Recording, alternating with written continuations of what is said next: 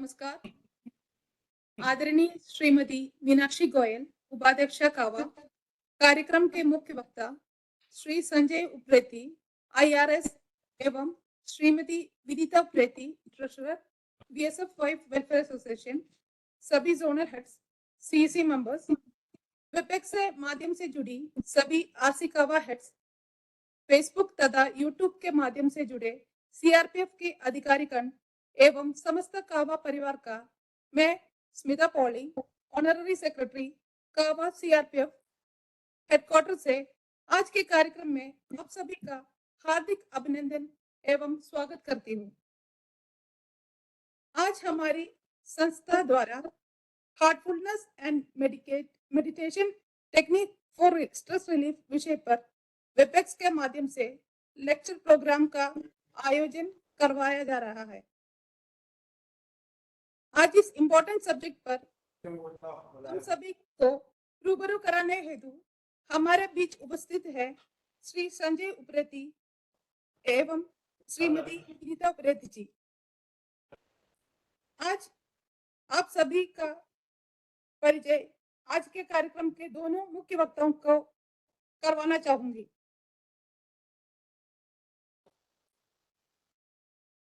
Shri Sanjay Upreti 1990 batch के IRAS officer है एवं वर्तमान में आप बीएसएफ की जॉइंट सेक्रेटरी एवं फाइनेंशियल एडवाइजर के पद पर आसनीय है।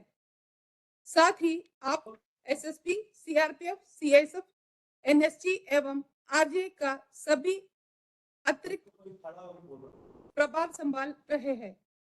इससे पूर्व आपने भारत सरकार के कई महत्वपूर्ण विभागों में जिम्मेदारी पूर्ण पदों पर कार्य किया है। आपने प्रोफेशनल कैरियर में कई चुनौतीपूर्ण एवं जिम्मेदारी पूर्ण कार्यों के निष्पादन में आपके इनिशिएटिव, निर्णय एवं नेतृत्व क्षमता के लिए आपको वर्ष 2008 में भारत सरकार द्वारा नेशनल रेलवे अवार्ड से सम्मानित किया गया है। भारत सरकार के कई जिम्मेदारीपूर्ण पदों की चुनौती एवं व्यवस्था पर अपनी कार्यकुशलता सिद्ध करते हुए आपने अपने व्यक्तित्व के एक अलग ही पहलू का उजागर किया है। अपने motivation speaker, career counsellor, stress management, heartfulness इत्यादि जीवन के महत्वपूर्ण विषयों पर अपनी महारत हासिल की है एवं इन विषयों पर कई वर्षों से आप देश के प्रख्यात विश्वविद्यालयों, भारत सरकार के विभागों एवं संस्थानों में लेक्चर एवं सेमिनार की आयोजित कर रही है। आज हमारी को लेक्चरर है श्रीमती विनीता उप्रेती जी, जो वर्तमान में बीएसएफ वाइफ वेलफेयर एसोसिएशन का ट्रेजरर एवं कल्याणी विडोज का मीडिया का हेड है। आपने इंग्लिश में मास्टर्स डिग्री दिल्ली यूनिवर्सिटी से, ह्यूमन राइट्स में मास्टर्स डिग्री पौंडीचेरी यूनिवर्सिटी से एवं जामिया मिलिया यूनिवर्सिटी से बीएड करते हुए हिंदुस्तानी म्यूजिक में विशारद की डिग्री गंधर्व महाविद्यालय से पूर्ण की है। साथ ही पिछले 25 वर्ष से अधिक एक सक्रिय हार्टफुलनेस ट्रेनर प्रैक्टिशनर है एवं human resources,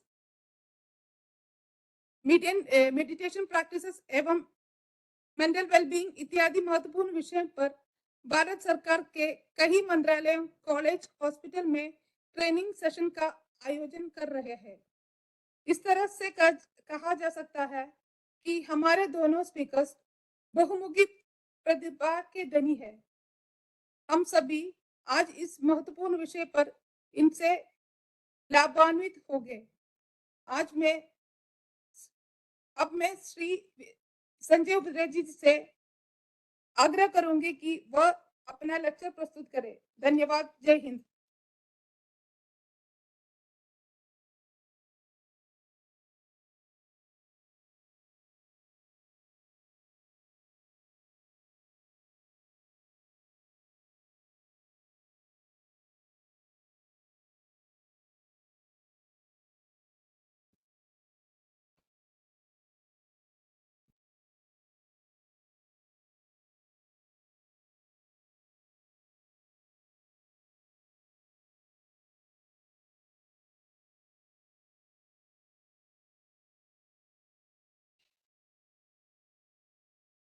CRPF wives welfare association के सभी सदस्यगण जो यहाँ मौजूद हैं और जो वेब से हमसे जुड़े हुए हैं, उन सबका हार्टफुलनेस परिवार की तरफ से बहुत बहुत स्वागत है।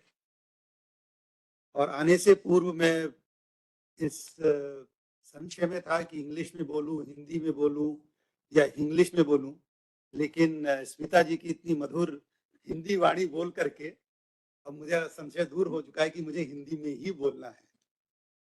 तो एक तो मेरी जो डाउट चल रहा था, उन्होंने जो है अपनी इतनी अच्छी हिंदी बोल करके वो डाउट क्लियर कर दिया है। So thank you very much Smita ji, और आप सबका इस सत्र में स्वागत है।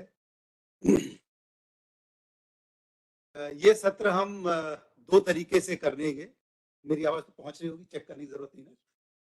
हम दो तरीके से करेंगे। एक है कि कुछ बातें मैं करूंगा और अक्सर मैं जो अपने वर्कशॉप करता हूँ उसको इंटरैक्टिव करता हूँ, तो आई डोंट नो कि दूसरे जो लोग वेब से जुड़े हैं उनसे कितना इंटरैक्शन हो पाएगा। अन्यथा हम जो 12-14 लोग यहाँ बैठे हैं, कोशिश करेंगे कि हम ही लोग इंटरैक्ट एक दूसरे से करें और जो कि वेब में जुड़े हुए लोग उसका लाभान्वित होंगे। और उसके बाद विनीता जी हम सबको एक एक्सपीरियंशियल सेशन से भी ले जाएंगी, क्योंकि इनर पीस की बात करें, जॉय की बात करें, मेडिटेशन की बात करें, किसी भी चीज की अगर हम बात करें, जब तक उसका स्वाद ना चखा जाए, जितना भी अच्छा बता दो कि जलेबी बड़ी अच्छी होती है, जब तक खाए ना तब तक कैसे बताए, तो उसका स्वाद चखना बहुत जरूरी है। तो विनीता जी हम सबको सत्र के करीब 20-25 मिनट हम लोग एक experiential relaxation session, meditation session से भी आप सबको अवगत कराएंगे, आप सबको एक्सपीरियंस कराएंगे। तो सबसे पहले तो हार्टफुलनेस, सीआरपीएफ तो सब जगह सबने नाम सुना ही है। हार्टफुलनेस का नाम किसी ने सुना है यहाँ पर? चलिए, at least we have, there are some people जो कि यहाँ जो बैठे हैं उन्होंने सुना है, और मुझे आशा है कि जो लोग वहां से जुड़े हैं, वेब से जुड़े हैं, उनमें से भी कुछ लोगों ने इसका नाम जरूर सुना होगा।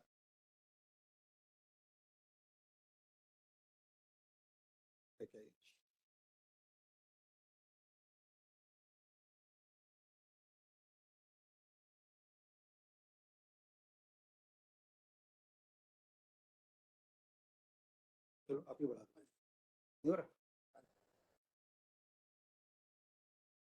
तो अब जब हमारा इतना भूरी भूरी प्रशंसा और किया, तो बनता है कि हम अपने हार्टफुलनेस इंस्टीट्यूट, जहाँ से हम दोनों लोग आए हैं, उसके बारे में आपको परिचय दें। तो यह इंस्टीट्यूट की स्थापना सन 1945 में हुई थी। तब ये किसी दूसरे नाम से जाना जाता था, अब इसका नाम हार्टफुलनेस इंस्टीट्यूट है। वर्ल्ड हेडक्वार्टर्स हैदराबाद में है इसका, और 40 लाख से ज्यादा लोग, 160 कंट्रीज के लोग इससे जुड़े हुए हैं। और जो आप ये पिक्चर्स देख रहे हैं, ये जो वर्ल्ड हेडक्वार्टर्स है, इसकी बनने की शुरुआत सन 2018 में हुई थी। 2 साल में आप देखिए कितनी अच्छी इसकी प्रगति हुई, और उसके 2 साल में क्लिक कर देना ऐसे काम। And this is the current picture. ये करीब 1700 एकड़ में फैला हुआ मेडिटेशन हॉल, रेजिडेंशियल कॉम्प्लेक्स, और रहने के लिए बहुत सारी जगह, स्कूल्स वगैरह चलते हैं, जिम्नेजियम वगैरह यहाँ पर हैं। तो आप देखिए कि जब इंसान मेहनत करता है और लगन से काम करता है, तो 4 वर्ष के अंदर ही एक बंजर भूमि कहाँ से कहाँ बदल सकती है। और जब एक बंजर भूमि इतनी बदल सकती है, तो हम क्यों नहीं बदल सकते हैं। वो हम आज देखेंगे कि हम अपने आप में कैसे परिवर्तन ला सकते हैं कि हम भी इस तरह से खुशहाल हो सके। ये जो मेडिटेशन हॉल आप सफेद रंग की बिल्डिंग्स देख रहे हैं, ये दुनिया का, विश्व का सबसे बड़ा मेडिटेशन हॉल है। इसमें एक साथ, आप गेस कर सकते हैं कितने लोग एक साथ मेडिटेशन कर सकते हैं? Any guesses? कोई फिगर? 50,000? ओके, 1 लाख?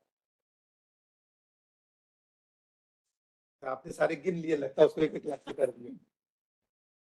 वैसे टॉफी होती तो मिसेस गोयल को देते, इन्होंने बिल्कुल सही बताया, 1 लाख लोग बैठ सकते हैं। तो 1 लाख लोग एक साथ इसमें मेडिटेशन कर सकते हैं। This is the world's largest meditation hall. इस इंस्टीट्यूट की शुरुआत इन्होंने करी थी, जिनको प्यार से बाबूजी कहा जाता है। तो 1899 में इनका जन्म हुआ था। तो जैसा आप कैलकुलेट कर सकते हैं, ये इनकी इस साल 125वीं वर्षगांठ हम सब मना रहे हैं और पूरे धूमधाम से साल भर कार्यक्रम चल रहे हैं पूरे विश्व में। इसकी शुरुआत पूर्व राष्ट्रपति जी ने एक शिलान्यास किया था 2 साल पहले, जब यहाँ से इसकी शुरुआत हुई थी। तत्पश्चात माननीय मोदी जी गए थे दिसंबर 2023 में, जहाँ पर उन्होंने इस कार्यक्रम की औपचारिक रूप से शुरुआत करी थी। और जो हमारे करंट गाइड हैं, जिनका नाम श्री कमलेश पटेल जी है और जिनको प्यार से लोग दाजी भी बोलते हैं, इनको भारत सरकार ने पिछले वर्ष पद्म भूषण से भी सम्मानित किया। तो ये तो छोटी सी एक इंट्रोडक्शन है हार्टफुलनेस इंस्टीट्यूट से आए हुए हैं। आज के अपने टॉपिक पर inner peace for everlasting Joy आए हुआ। तो जॉय और हैप्पीनेस में कुछ अंतर है या दोनों एक ही चीज है? अगर कुछ रिस्पॉन्स आएंगे तो अच्छा भी लगेगा। अलग है। And Joy is for Joy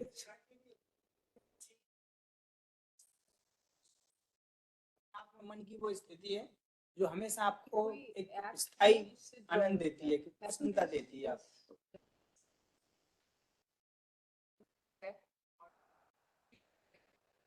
external चीजों से, बाहर की चीजों से जो आपको मिलती है वो खुशी है, और जो आप अंदर से महसूस करते हैं वो आनंद। वो आनंद।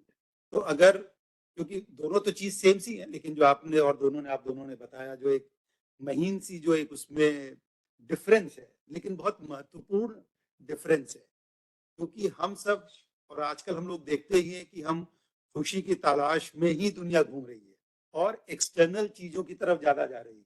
तो इसीलिए अगर देखें तो जितने एडवर्टीजमेंट्स बढ़ रहे हैं, कमर्शियल एक्टिविटीज बढ़ रही हैं, टूरिज्म बढ़ रहा है, इकोनॉमिक डेवलपमेंट, सब एक्सटर्नल चीजों से खुशी ढूंढने के लिए। लेकिन जैसा आपने बताया, सिंह साहब ने बताया, मैम ने बताया कि यह खुशी एक क्षणिक ही होती है, उसके बाद हम दूसरी चीज को ढूंढना शुरू करते हैं। तो आनंद लेकिन वह एक ऐसी चीज है जो कि यदि हम उस आनंद की प्राप्ति अंदर से कर ले तो हमें फिर वो खुशी वाली चीजें उतना खुशी नहीं देती, क्योंकि आनंद से हम खुद ही अपने अंदर से उतने प्रफुल्लित या खुश रहते हैं। कंट्रोवर्शियल सवाल है लेकिन अच्छा रहेगा। कौन ज्यादा लोग खुश रहते हैं? डिबेटेबल, हाँ, कंट्रोवर्शियल है। फिर भी मैन बर्दाश्त करते हैं, मैन ज्यादा पसंद है। जैसी सिचुएशन होगी उसमें, पर if gender is taken, I think women are more general, या जनरल बात कर रहे हैं, सिचुएशन की बात नहीं है, अभी तो हम जनरल की बात कर रहे हैं। तो आपके साथ मैं कुछ डेटा शेयर करना चाहूंगा, और जैसा होता है कि डेटा क्योंकि कुछ एक सैंपल करके लिया जा सकता है, तो उसको बिल्कुल हार्ड नहीं समझना चाहिए, वो ट्रेंड बताता है कि हाँ ऐसा हो सकता है, ऐसा हो सकता है। तो एक पेयर ऑफ डेटा ये देख लीजिए जो आप लोगों ने बताया, women in most of the countries are more happy than men, they are happier than men। तो अब क्योंकि इतनी कंट्रीज से डेटा आ रहा है तो इसका मतलब कुछ ना कुछ तो सच्चाई होगी। प्रतिशत हो सकता है ऊपर नीचे हो, बट ट्रेंड अगर देखें तो उससे पता चलता है कि हाँ, स्त्रियां जो हैं वह आदमी के खुश ज्यादा रहती।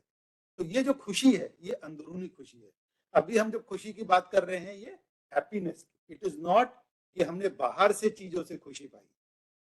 जो डेटा बताएगा वो ये है कि जो ज्यादा समय खुश रहेगा उसको एक्सटर्नल चीजों से खुशी नहीं, वो अपने आप ही खुश है, जनरेट कर रहा है। एक दूसरा डेटा है, ये देखिए, सन 2006 और 2013 के बीच में जो सैंपलिंग करी गई, रेड कलर से अगर आप देखें तो फिर भी women are more happier than men। किसी कारण से कहीं डेथ है, कुछ है, कहीं बीमारियां हुई, कुछ हुई होगी, but in general they are more happy. और एक तीसरा सेट ऑफ डेटा भी है जो 2012 से 2017 तक का एक डेटा है, उससे भी पता चलता है कि स्त्रियां पुरुष के मामले में ज्यादा खुश रहती हैं। शायद ये बहुत खुश रहने की बात है, हम सब आदमियों को स्पेशली जो है वो खुश रहती हैं तो उनको खुश रहने देना चाहिए और कोशिश करनी चाहिए कि उनको और कैसे खुश किया जाए। और ये इसीलिए है because women have more sense of gratitude, acceptance, forgiveness, love, जो हमारी दिव्यता से रिलेटेड हमारी बिहेवियरल पैटर्न्स होती हैं, you find them more in women than in men. They are more accepting, they are more forgiving, they are more loving, they have more gratitude. और उन चीजों की वजह से उनमें यह प्रसन्नता का प्रतिशत आदमियों के कंपैरिजन में ज्यादा होता है। लेकिन खुशी, अगर मान लीजिए कि हम खुशी ढूंढ रहे हैं, खुशी की तलाश में हैं, and we want to be more happy, या उसको और खुशी को मेंटेन करना चाहें, तो किन चीजों की तरफ हम ध्यान दें जिससे कि हम उस चीज को अचीव कर सके। तो ये 90 वर्षों से एक अध्ययन चल रहा था कि क्या चीजें हैं जो कि इन चीजों को इन्फ्लुएंस करती है। किसी ने हाथ खड़ा किया है सेंट्रल जोन से, बात भी कर लेते चलिए उनसे, can we talk to them. Central zone से कोई बात करना चाह रहे थे?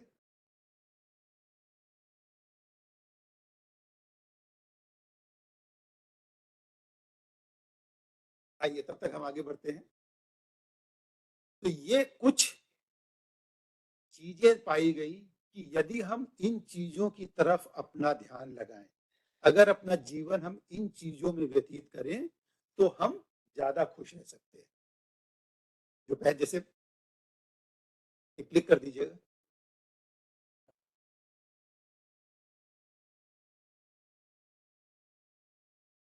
सबसे पहले हेल्थ, जब हम स्वास्थ्य की बात करते हैं तो एक होलिस्टिक हेल्थ की बात करते हैं, जो इसने बोला मानसिक, भावनात्मक, शारीरिक, उसको हम और भी अगर स्प्रेड करें तो physical, emotional, mental, social and spiritual health.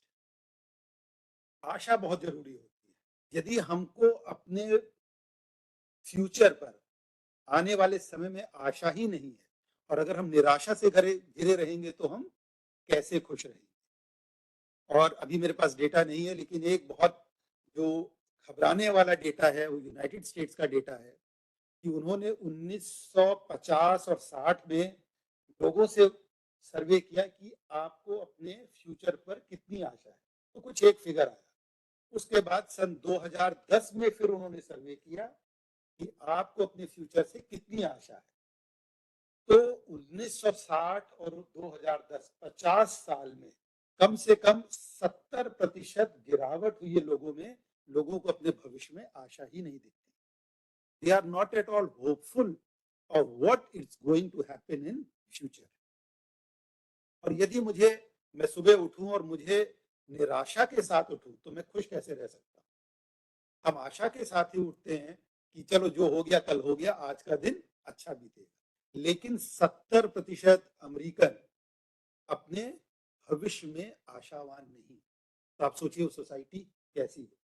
और वो हम सब देखते हैं, जो न्यूज पढ़ते हैं, जो यहाँ वहाँ का ट्रेंड है, ड्रग्स है, या जो केसेस वहां पर होते हैं, वो सब इसीलिए हैं कि लोग आशा खो चुके हैं। और हमारा देश भी कैपिटलिज्म की उसी इकोनॉमिक डेवलपमेंट में चल रहा है। यदि हमने इन चीजों को अभी ध्यान में नहीं रखा और अभी इस पर हमने कार्रवाई नहीं करी, तो आने वाली पीढ़ी भी हो सकता है वैसे ही परेशान हो जैसे कि यूएसए की अभी पीढ़ी हो रही। तो ये सब हमारा, जो हम इस एज ग्रुप में हैं, जो हम अपने नेक्स्ट जनरेशन को गाइड कर सकते हैं, उनको आशा दे सकते हैं, तो हमारा दायित्व उठता है कि हम उनको एक आशा या होप दें ताकि वो अपने जीवन में खुशहाली ला सके। नेक्स्ट। और तीसरा है हार्मनी या सद्भाव। तो जितने प्रेम से, जितने खुशी के साथ, जितने सद्भाव के साथ हम चलेंगे तो हम में वह खुशी रहती है। अदरवाइज जैसे होता है ना कि आप छन्नी से चाय छान रहे हैं और उसमें चाय पत्ती अटक गई है तो उसे पीटना पड़ता है या उसको निकाल कर फेंकना पड़ता है, तब चाय आती है। लेकिन अगर सब अच्छा है तो आप चाय डाल रहे हो और अच्छी तरह से निकलती जा रही है तो कोई टेंशन नहीं। हार्मनी अगर नहीं है तो आपको कुछ ना कुछ उसमें कूट पीट करनी पड़ेगी, एंड दैट क्रिएट्स डिसहार्मनी, और उससे हमारे बीच में जो खुशी की एक लहर है वो खत्म होती है। तो सद्भाव के साथ अगर हम जीना जीत जाए, हार्मनी के साथ जीना जाए, और हर हर पहलू में वर्क लाइफ का बैलेंस, आपस में प्रेम रहे, पर्यावरण के साथ रहे, तो यदि हम यह बैलेंस या हार्मनी अगर लाते हैं तो ये छोटी सी कुछ चीजें हैं जिसका कि अगर हम ध्यान रखें तो हम अपनी अंदर की जो खुशी है उसको हम और लंबे समय तक या हमेशा हम खुश रह सकते हैं।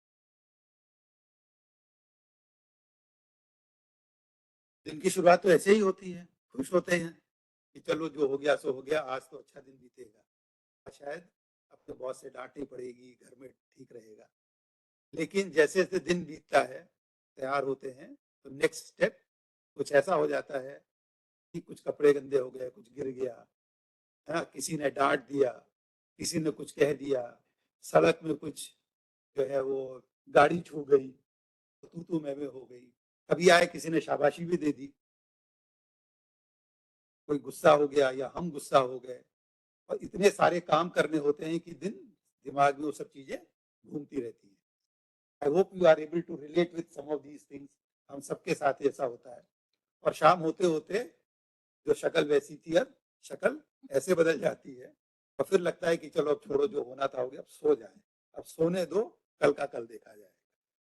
तो आप देखिए, जब हम सुबह उठते हैं तो हमारे पास बाहरी चीज कुछ नहीं है, ना तो रेस्टोरेंट है, ना तो मॉल्स हैं, ना कोई मूवी है, ना हमने मेकअप किया होता है, हम खुश रहते हैं, वी आर जस्ट हैप्पी।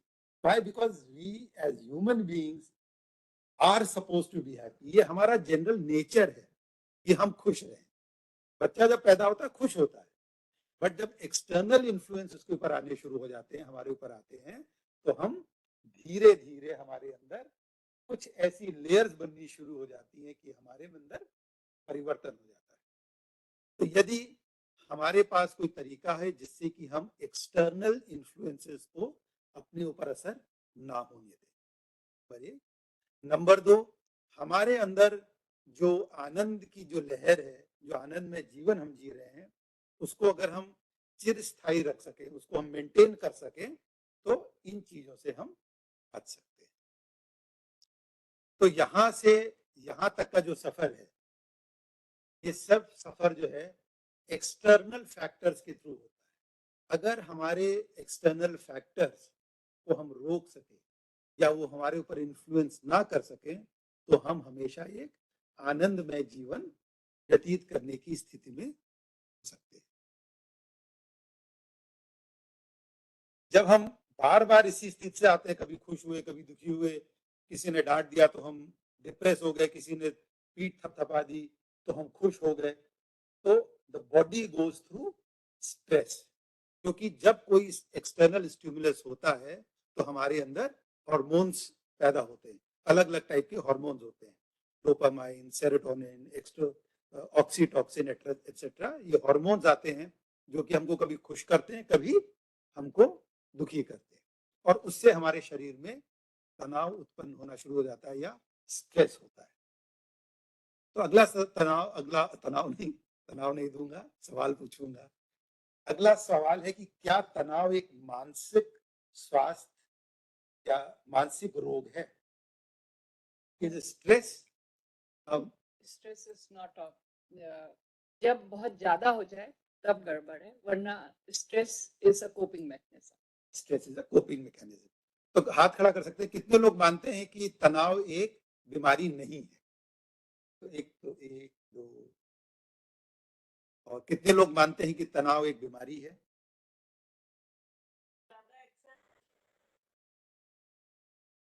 तो तनाव मानसिक स्वास्थ्य समस्याओं का कारण बन सकता है, और जो अगर मानसिक समस्याएं तो उनको और बढ़ा सकता है, लेकिन आमतौर पर तनाव को मानसिक स्वास्थ्य नहीं माना जाता है। अगर हमारे अंदर कुछ है ऐसी चीजें, डिप्रेशन, एंजाइटी, साइकोसिस वगैरह अगर हैं, तो ये और बढ़ सकती, नहीं है तो ये पैदा हो सकती। तो इसका मतलब क्या है? इसका मतलब है कि यदि हम स्ट्रेस या तनाव पर अपना ध्यान रखें, उसको नहीं होने दें, तो हम इन चीजों से बच सकते हैं। लेकिन यदि कई लोग आप जानते होंगे अपने अपने रिलेशंस में, फ्रेंड्स इत्यादि में, जो इन टाइप की बीमारियों से गुजरते हैं और डॉक्टर के पास जाइए तो आपको दवाइयां देना शुरू कर देते हैं और दवाइयों का फिर और उल्टा असर होना शुरू हो जाता है। दवाइयां क्या करती हैं? दवाइयां आपके सिस्टम को डाउन करती हैं ताकि आप शिथिल होते हैं, and then you keep on sleeping, आपका कहीं मन नहीं लग रहा है, आपका कहीं स्ट्रेस नहीं है, बट उससे फिर दूसरे हार्मोनल चेंजेस होने शुरू हो जाते हैं। तो जो जड़ है, जड़ तो कुछ और है, इलाज किसी और चीज का हो रहा है, इलाज हो रहा है डिप्रेशन, एंजाइटी, साइकोसिस का, लेकिन उस सब की जड़ तो स्ट्रेस है। तो यदि हम स्ट्रेस से निवारण पा सके, यदि हम स्ट्रेसफुल से होने से बच जाएं, तो हम इन सब मानसिक बीमारियों से बच सकते हैं।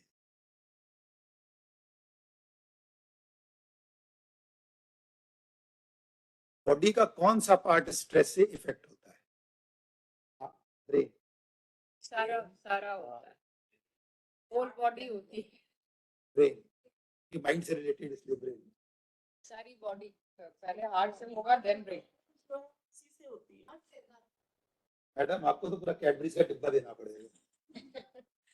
आपने सही जवाब दिया। फोटो दिखा दो। कुछ काम करा, कभी नहीं करा।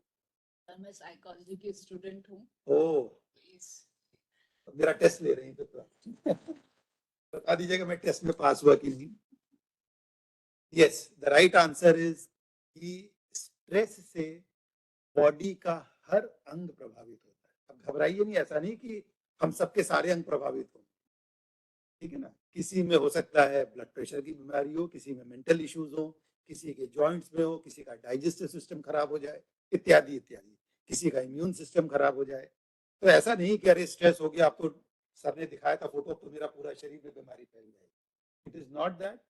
हम सब स्ट्रेस को अलग अलग तरीके से हमारे ऊपर इम्पैक्ट होता है, तो किसी में अलग अलग तरीके की बीमारियां आ सकती। तो आप देखिए बीमारियां जो कि बहुत कॉमन आजकल बीमारियां हैं, फॉर एग्जांपल इम्यून सिस्टम के बारे में, इम्यूनिटी डाउन होती है तो हर तरह की छोटी छोटी बीमारियां होना शुरू हो जाती है। तो जब डॉक्टर के पास आप जाइए तो आपको इम्यून सिस्टम ठीक करने के लिए नहीं देंगे, तो जो आपको बुखार आ गया, जुकाम हो गया, कोविड हो गया, तो उसकी दवाइयां। या बहुत बड़ी प्रॉब्लम जो आजकल है वो है डाइजेस्टिव सिस्टम की, या जिसको आईबीएस बोलते हैं। तो आपको जो है हर तरह की प्रीबायोटिक्स और प्रोबायोटिक्स दिए जाएंगे, लेकिन उसका कारण तो कुछ और है। तो ये है manifestation. the diseases are the manifestation of something else। तो जिस चीज से आ रहा है, अगर हम उसी को अगर हम टैकल कर ले, उसको अगर हम ठीक कर ले, तो हम इन सब चीजों को इनकी दवाइयां लेने की जरूरत नहीं है, या इन सब चीज से हम निवारण प्राप्त कर सकते हैं। आप सब लोग सवालों का जवाब दे रहे हैं तो मेरा भी उत्साह बढ़ रहा है, तो मैं एक एक करके सवाल पूछता जा रहा हूं। तो ये पेड़ देख करके आपके मन में क्या शब्द आते हैं? ग्रोथ, एज, विजडम,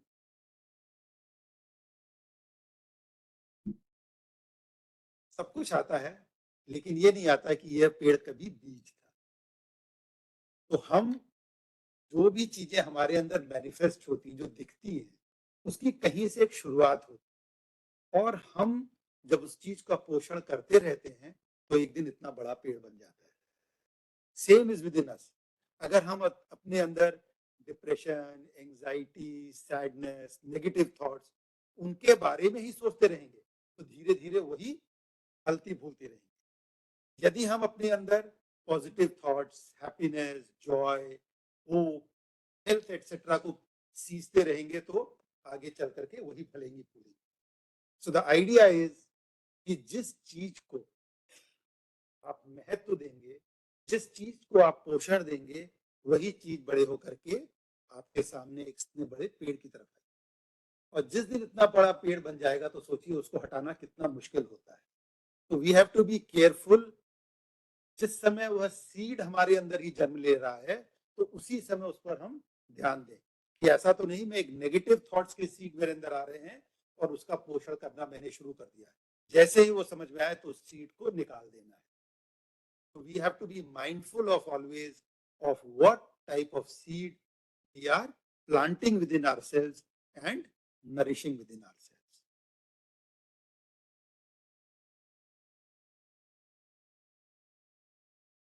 तो जो सब हमने बातें अभी करी, अब अगर हमको यह ध्यान में रखना है कि मेरे अंदर किस तरह के बीज पैदा हो रहे हैं या किसको मैं पोषण दे रहा हूं, तो हमको अवेयरनेस जाननी होगी। मुझे अपने थॉट्स और अपने इमोशंस के प्रति मुझे पता होना पड़ेगा, जागरूक होना पड़ेगा। तो यह जागरूकता अगर हम ऐसे इंसान हैं तो उसमें होगी या ऐसे इंसान में, किस तरह का इंसान अपने प्रति ज्यादा जागरूक, ये वाला naturally someone who is stable, काम, कंपोज्ड, जो शांति में, उसी को पता चलेगा अरे मेरी शांति भंग हो रही है, अरे मेरे अंदर परेशानी हो रही है। जो परेशानी में घूमता रहेगा तो उसको पता ही नहीं चलेगा। तो यदि हम अपने अंदर एक शांत वातावरण को ला सके, यदि हम अपने अंदर स्टेबलनेस ला सके, यदि हम एक धुरी पर रहना सीख जाएं, तो हम जागरूक रहेंगे अपने अंदर जो चीजें हो रही उसके प्रति। और जब हम जागरूक होंगे तभी हम उस तरह के बीज को पोषण दे पाएंगे या उस तरह के बीज को हम हटा पाएंगे। तो आज का जो अभी थोड़ी देर में जो एक एक्सपीरियंशियल सेशन होगा वो यही है कि हम सबके अंदर बहुत उथल पुथल चलती रहती है, हमेशा चलती रहती है, मंकी चैटर जिसको बोला जाता है, दिमाग में चलता रहता है। तो उस एक्सपीरियंशियल सेशन में हम देखेंगे कि स्थिति बी से कितनी आसानी से हम स्थिति ए में आ सकते हैं। और इसको बहुत खूबसूरती से या बहुत अच्छी तरीके से स्वामी विवेकानंद जी ने कहा। कोई पढ़ देगा? कोई? मैं एक गिलास थोड़ा सा दूध पानी पी लूं। Someone would like to read? You have to grow from inside out. None can teach you, none can make you spiritual. There is no other teacher than your own soul. आप हिंदी में पढ़ दीजिए। आपको अंदर से बाहर की ओर बढ़ना, आपको कोई नहीं सिखा सकता, कोई आपको आध्यात्मिक नहीं सिखा सकता, आपकी अपनी आत्मा के अलावा कोई दूसरा गुरु नहीं है। एक इतनी अच्छी बात उन्होंने कही है। तो हम जितनी भी बातें हम यहाँ पर कर लें तो ये क्षणिक हमको बहुत अच्छी लगती है, लेकिन जब तक हम इसको आत्मसात न कर लें, जिसको हम अपने अंदर अब्सॉर्ब न कर लें और उसको जीने ना लगे, तब तक हमारे अंदर परिवर्तन नहीं। बिकॉज ये हमको खुद हमें अपने आप को बताना। तो इसका एक और जो बहुत महत्वपूर्ण पहलू है वह है कि मुझे अगर इम्प्रूव होना है, मुझे अगर अच्छा बनना है, तो मुझे किसी दूसरे की जरूरत नहीं। मैं खुद अपने अंदर सक्षम हूं। मुझे अपने अंदर की दिव्यता, मुझे अपने अंदर की ताकत को सिर्फ समझना है और उससे सीख लेकर के मुझे आगे बढ़ना। तो हमें कहीं और जाने की जरूरत ही नहीं। We have to just realise the goodness and the divinity within ourselves. और जिस दिन हम उसको पहचान लेंगे, वो हमको खुद गाइड करता रहेगा कि किस तरह से हमें।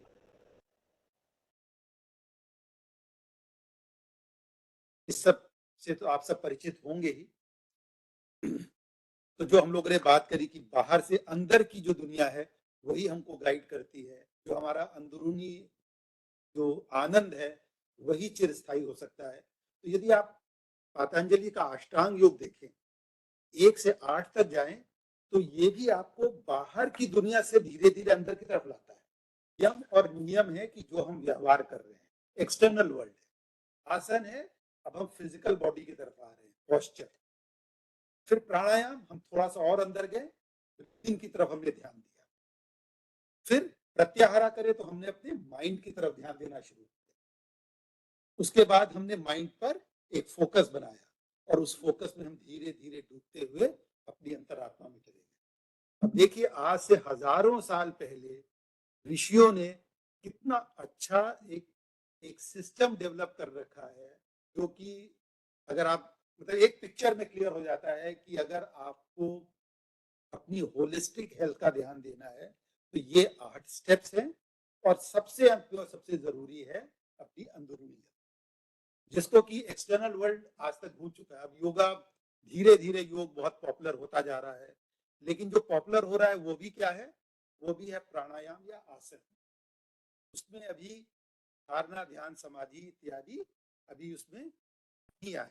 थोड़ा बहुत हम कर लेते हैं, बट ज्यादा जो फोकस है उस अभी भी प्राणायाम और आसन में। ध्यान पे सीधा चले जाते हैं, धारण को बिना सोचे। धारण को बिना सोचे। तो आपने बहुत सही बात कही। तो आज अभी हम जब शुरुआत करेंगे मेडिटेशन की या ध्यान की, हम प्रत्याहार से करना शुरू करेंगे। सो वी विल डू 5, 6, 7 और होपफुली हम में से कुछ लोग इतने डीप स्टेट में या समाधि की स्टेट में भी चले जाएं। तो वी विल स्टार्ट फ्रॉम 5, 6, 7, 8। ये क्योंकि ये हमारी इनर हेल्थ से डील करता है, और हम लोगों का जो इंस्टीट्यूट है उसका भी जो फोकस है या उसकी जो यूएसपी हुआ है कि किस तरह से हमारे अंदर की दिव्यता को या ताकत को हम पहचान पाए और किस तरह से उसको स्टेबल और काम रख सकें। तो मैं शायद अपनी बात यही समाप्त करूं, इसको मैं छोड़ देता हूं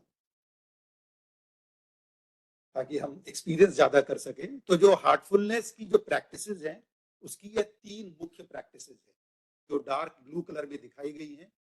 आंतरिक जुड़ाव, इनर कनेक्शन, उसके बाद ध्यान और उसके बाद सफाई की प्रक्रिया। लेकिन आज क्योंकि हमारे पास उतना समय नहीं है, जनरली जो हम कार्यक्रम करते हैं वह 3 दिन का कार्यक्रम करते हैं ताकि हम सबको एक्सपीरियंस करा सके उसका, क्योंकि हर एक का इम्पैक्ट अलग है। क्योंकि आंतरिक जुड़ाव हमको शोध से सिर्फ जोड़ता है, उसके बाद ध्यान में हम उसमें डूबते हैं, और जो सफाई की प्रक्रिया है जो मैंने आपको बताया था कि जो नेगेटिव जो थॉट्स हमारे अंदर है कैसे उनको हम अपने अंदर से हटा सकें, जो सबसे जरूरी चीज है वो थर्ड चीज। तो ये हम 3 दिन का कार्यशाला करते हैं, बट आज क्योंकि समय नहीं था तो हम सिर्फ आंतरिक जुड़ाव और ध्यान की प्रक्रिया करेंगे, और कभी और मौका मिलेगा तो आप सबके साथ बाकी प्रक्रिया भी हम लोग शेयर करेंगे। इसको भी मैं स्किप कर देता हूं। आई थिंक एक्सपीरियंस ज्यादा जरूरी है। तो हम लोग करते क्या है कि जो अंदर हमारे अंदर जो मैंने पिक्चर दिखाई थी, डोलमोल कर रहा था, जो इम्बैलेंस है वो इम्बैलेंस होता है बिटवीन जो हम दिमाग में सोच रहे हैं जो हमारे हृदय में है। तो हम अगर इन दोनों को जोड़ दें, हृदय को और अपने मन को में सामंजस्य ला सकें। कई बार होता है ना कि मन तो कुछ और कह रहा है, दिल कुछ और कहता है। अच्छा, दिल ज्यादा इंपॉर्टेंट है कि दिमाग? दिमाग। चलिए हाथ खड़ा कर लेते हैं। कितने लोग बोलते हैं दिमाग ज्यादा होता है इंपॉर्टेंट? दिल। दिल कितने लोग बोलते हैं दिल ज्यादा इंपॉर्टेंट है? हाथ खड़ा कर। Heart. Heart is more important. तो वैसे तो दोनों ही बराबर सामंजस्य लाने की जरूरत है, लेकिन अगर दोनों में तुलना करी जाए तो हृदय जो है वह उसकी ज्यादा इंपॉर्टेंट, वो ज्यादा पावरफुल। साइंस ने भी प्रूव किया है कि जो इलेक्ट्रोमैग्नेटिक वेव्स हैं वो जो हार्ट की वेव्स हैं दे आर 5000 टाइम्स स्ट्रॉन्गर, 5000 गुना ज्यादा है compare to what is in the. Heart रुक गया तो डेथ है, हार्ट रुक गया तो डेड है, brain otherwise it is brain dead is not dead. तो हम तब तक जिंदा हैं जब तक ये हमारा हृदय काम करता है। तो ये तो बायोलॉजी और लाइफ के पॉइंट ऑफ व्यू से भी मैडम ने जो बोला बिल्कुल सही बोला। और अगर हम अपने मैडम, अच्छा चलिए आपसे मैं एक आपको मैं एक चॉइस देता हूँ। जाता है तो brain brain then transmit the message. So I'll give you one scenario कि आपके सामने 2 लोग हैं, आपको किसी एक से दोस्ती करनी है, ठीक है? एक इंसान है जिसका की दिमाग है 150 IQ है उसका, बहुत शार्प है, लेकिन दिल काला है। दूसरा है जिसका कि 110 है लेकिन दिल बहुत साफ है, प्रेम करता है, ग्रेटिट्यूड है, सॉफ्ट है। तो आप किससे दोस्ती करेंगे? तो हमको जब रिलेशनशिप मेंटेन करनी होती है, एक चीज और हो सकती है, उस व्यक्ति को किस उपयोग हेतु लेना है। अभी तो जिस दिन की बात कर रहे हैं, जब हम कौन आपको खुशी देगा? एक्चुअली देखिए तनाव कब होता है? जब हम इंसान को उपयोग करते हैं। उपयोगिता के इंसान उपयोग की चीज नहीं है, वो तो हार्मनी लानी है। मैं आपको यूज करने लगूंगा तभी तो दिक्कत होती है। दिक्कत तब होती है जबकि हम दूसरों को, इंसान को ऑब्जेक्ट समझ करके यूज करते हैं। तो कुछ इजाद करना हो तो फिर जिसका IQ हो कुछ बनाना हो सीन उसी मैंने तो अभी देखिए रिलेशनशिप और दोस्ती की बात करी है कि हम किससे रिलेशनशिप मेंटेन करेंगे, और यदि हम सब अच्छे हृदय वाले हो जाए तो दिमाग की भी डेवलपमेंट हो। इट इज नॉट कि just mind is there, because हम लोग सिर्फ माइंड में, हम हृदय से भी कंट्रोल। चलिए अभी मैंने मिनट टू मिनट प्रोग्राम पढ़ रखा, तो चाय के ऊपर ज्यादा चर्चा कर लेंगे। अभी हम आगे बढ़ते हैं। तो अब मैं विनीता जी को आमंत्रित करूंगा कि हमें इन दो प्रक्रियाओं की तरफ ले जाएंगी, जो हमने पहले बोला प्रत्याहारा की, किस तरह से हम एक्सटर्नल वर्ल्ड से इनर वर्ल्ड की तरफ आए।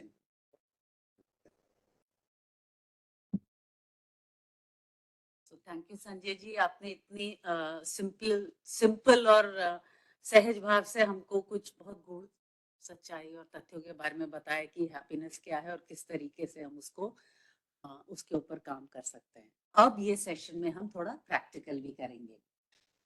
जैसे अभी बात चल रही थी तनाव की, स्ट्रेस की, तो वो क्या apparatus है जिससे हम तनाव को फील कर सकते हैं? वो क्या मोड ऑफ ऑपरेशन है? What methodology helps us to create stress and to feel stress? क्या है stress? behavior. Perfect, thank you ma'am. तो मैम ने फर्स्ट शॉट में आंसर दे दिया कि when we are over thinking, यानी हमारे ही विचार हमें स्ट्रेस क्रिएट कर सकते हैं, और भी तरीके की वो सारी भावनाएं और कंडीशंस क्रिएट कर सकती हैं जो हमें नाखुश करें, डिसबैलेंस करें, and the spectrum of negativity is, अब हमने अपने विचारों को ये परमिशन तो दे दी, ताकत भी दे दी कि भैया मुझे एंजाइटी दो, फियर दो, और मुझे ये सारी नेगेटिविटी से मुझे घेर लो। बट क्या हमें कोई तरीका, कोई टेक्निक, कोई मेथोडोलॉजी आती है जिससे हम उन्हीं विचारों के इस्तेमाल से एक काउंटर कंडीशन क्रिएट करें? यानी स्ट्रेस तो हम क्रिएट कर रहे हैं, ओ ऐसे हो गया, अब क्या? Now in this practical session हम क्या करेंगे, अपने ही विचारों का एक सकारात्मक usage, how we are going, अपने विचारों को हम कैसे इस्तेमाल करें अपने भले के लिए, अपने ही मन में एक सकारात्मक कंडीशन, अवस्था क्रिएट करने के लिए। तो अभी जैसे मैम समय का अभाव है, एंड आई होप कि मैम हमें 3 दिन का समय दें तो हम इसको बहुत अच्छे से सारी टेक्निक्स आपसे शेयर करें। पर आज जो हम करने वाले हैं वो है, अपने ही विचारों से हम सबसे पहले उनका इस्तेमाल करके अपने शरीर को रिलैक्स करेंगे, कोशिश करेंगे। शरीर रिलैक्स करने के बाद हम अपने ही विचारों की यात्रा से अपने मन को रिलैक्स करेंगे। फिर क्या करेंगे, ये अंदर की यात्रा है, हम अपने अंदर एक्सप्लोर कर रहे हैं, अपने अंदर की खोज। फिर हम अपने ही विचारों से अपने हृदय तक पहुंचेंगे, यानी उसे फील करेंगे। हार्टफुलनेस पद्धति में जो सारी क्रियाएं हैं वो एक एहसास की हैं और फीलिंग की हैं। तो हम अपने विचारों को फाइनली अपने हृदय में लेके जाएंगे। और I mean all of us are ladies here, and I can very proudly say कि हृदय का जो फील होता है वो लेडीज से ज्यादा ना कोई एहसास कर पाता है और उसको एक्सप्रेस कर पाता है। बच्चों को देख के सडनली जो हार्ट में उमंग फील होती है, यू नो, और जब बहुत खुश होते हैं तो जो वो जगह से जहाँ से उमंग उठती है, उस जगह को अगर कैप्चर कर लो तो उसे पकड़ और अपना ध्यान उस स्थान पे बिठा लीजिए, और ये विचार लेके बैठिए कि मेरे हृदय में पहले से ही एक दिव्य प्रकाश और ईश्वरीय प्रकाश का स्रोत मौजूद है। तो सच है, वो स्रोत नहीं है तो हमें घर वाले ही आगे खाते। तो जो लिविंग प्रिंसिपल है, जो प्राण है, वो हमारे शरीर में, हमारे हृदय में ही स्थित है।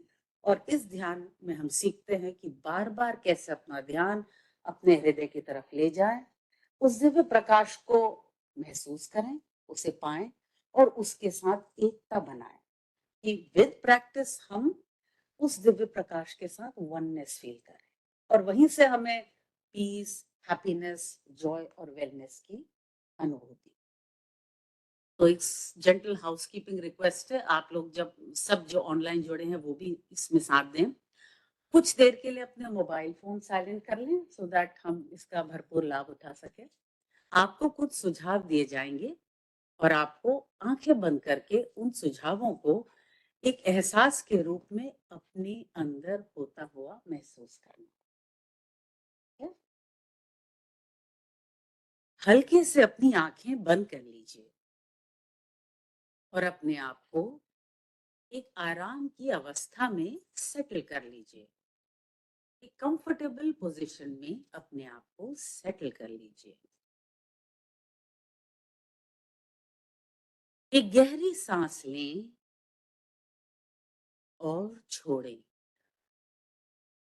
सांस छोड़ते छोड़ते अपने पूरे शरीर की मांसपेशियों को ढीला छोड़ें। अब अपना ध्यान, अपनी पूरी चेतना अपने पैरों की उंगलियों की तरफ लाएं। अपने पैरों की उंगलियों को हल्के से घुमाएं और उन्हें महसूस करें।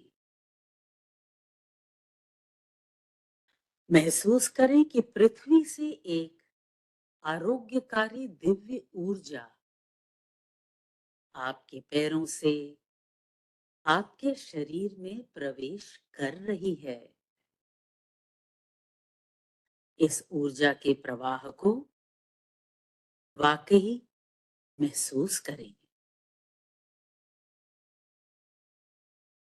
महसूस करें ये दिव्य आरोग्यकारी ऊर्जा आपके एंकल्स और हील्स तक पहुंचकर उन्हें रिलैक्स कर रही है। एड़ियों को रिलैक्स कर रही है। इसे महसूस करें।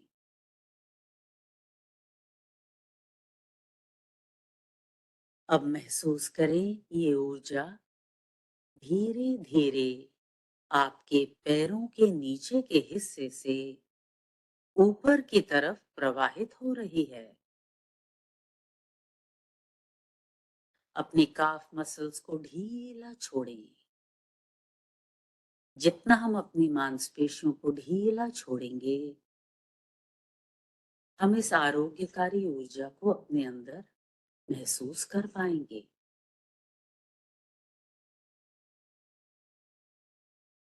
अब ये ऊर्जा हमारे घुटनों तक पहुंचकर उसे भी रिलैक्स कर रही है।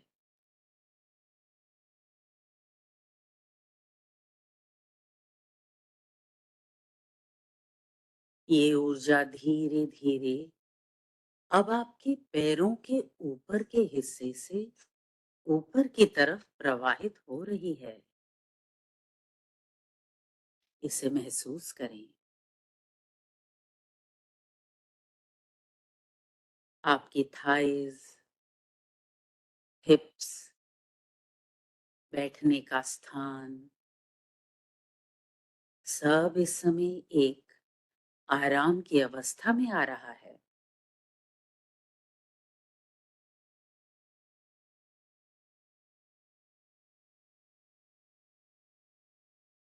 अब ये ऊर्जा धीरे धीरे आपकी पीठ में प्रवाहित हो रही है।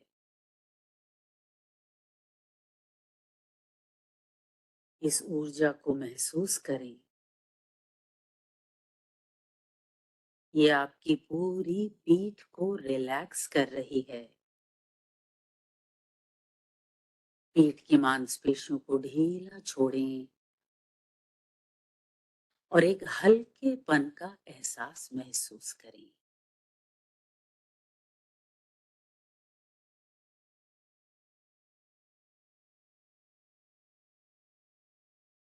अब अपना ध्यान अपने पेट की तरफ लाएं। पेट की सारी मांसपेशियों को ढीला छोड़ें। महसूस करें ये दिव्य आरोग्यकारी ऊर्जा आपके पेट के हर एक ऑर्गन को रिलैक्स कर रही है और उन्हें एक आरोग्यकारी ऊर्जा प्रदान कर रही है।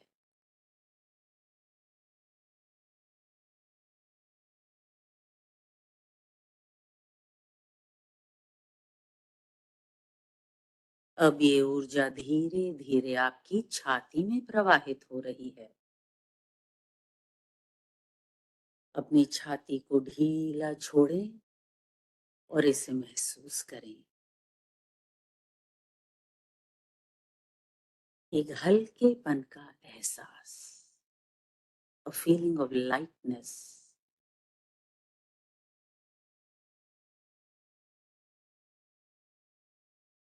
अब ये ऊर्जा आपके कंधों तक पहुंच रही है और आपके कंधों को भी रिलैक्स कर रही है। अपने कंधों को ढीला छोड़ दें, जैसे आपके कंधे पिघल रहे हैं।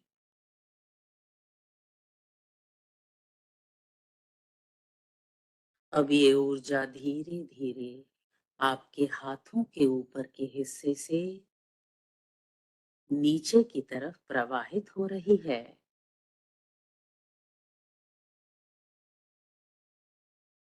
आपकी बाइसेप्स को रिलैक्स करती हुई ये ऊर्जा अब आपकी कोहनियों को रिलैक्स कर रही है।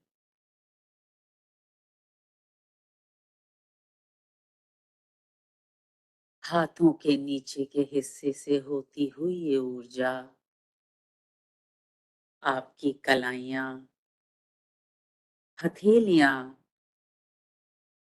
और उंगलियों को भी रिलैक्स कर रही है।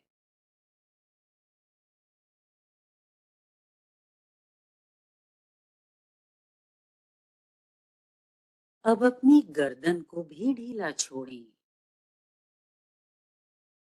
महसूस करें ये दिव्य ऊर्जा अब आपकी गर्दन से ऊपर की तरफ प्रवाहित हो रही है।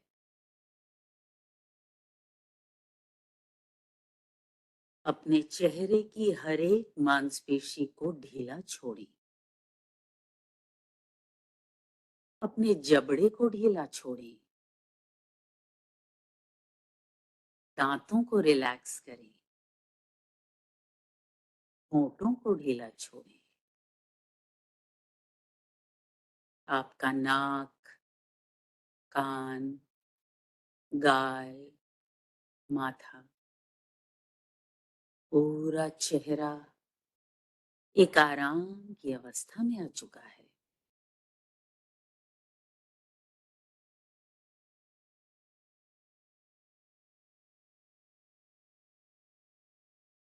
अब अपने पूरे शरीर को स्कैन करें। अपने पैरों की उंगलियों से लेकर अपने सर के शिखर तक महसूस करें कि ये आरोग्यकारी ऊर्जा आपके शरीर में कहीं भी अगर किसी प्रकार का दर्द हो, परेशानी हो, तो उसे ये आरोग्यकारी ऊर्जा मिल रही है।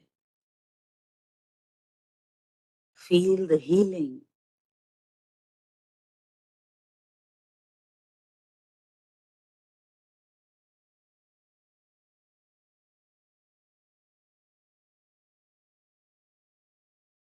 अब अपने मन को भी आराम करने दें।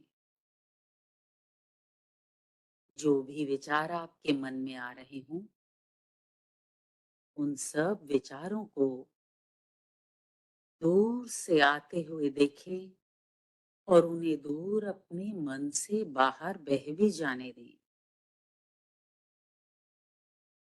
इस समय किसी भी विचार के साथ न उलझें।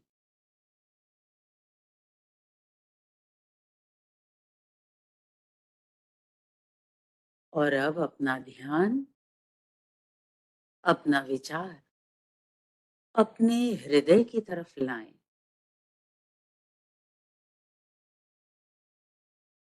महसूस करें और पाएं एक दिव्य प्रकाश, एक ईश्वरीय प्रकाश का स्रोत पहले से ही आपके हृदय में मौजूद है।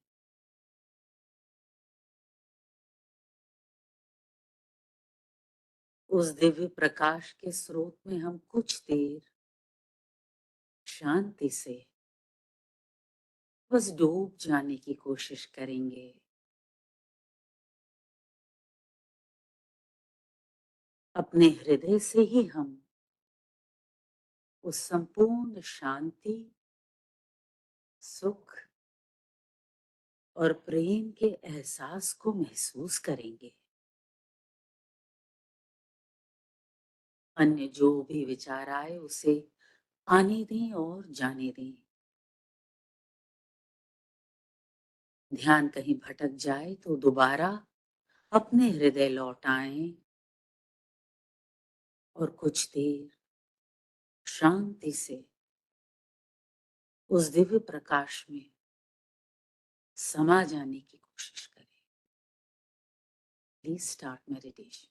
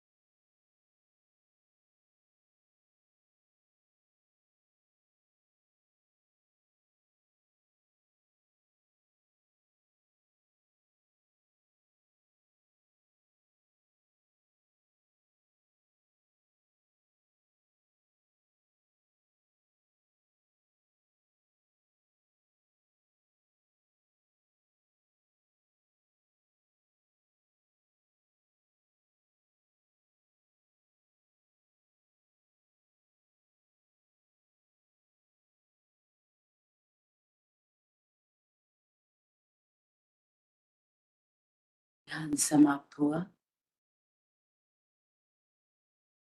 अभी एकदम से अपनी आंखें न खोलें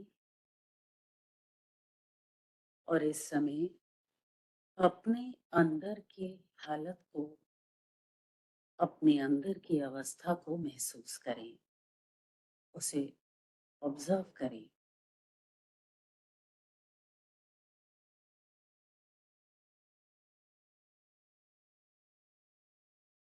आपको इस समय अंदर से कैसा लग रहा है?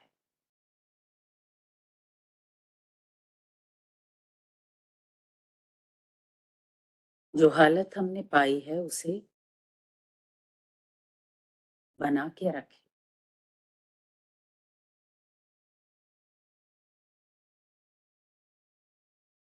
और जब आप रेडी हो जाएं तो हल्के से अपनी आंखें खोल सकते हैं।